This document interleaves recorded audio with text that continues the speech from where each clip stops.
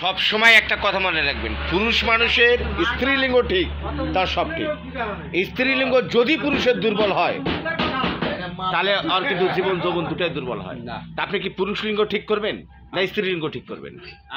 আপনার স্ত্রীলিঙ্গ যদি নষ্ট হয়ে যায়, আমি চিকিৎসা দিব, আপনার স্ত্রীলিঙ্গ ভালো হবে। হ্যাঁ ঠিক আছে, ভালো কথা, খুব সুন্দর কথা। কি করছেন?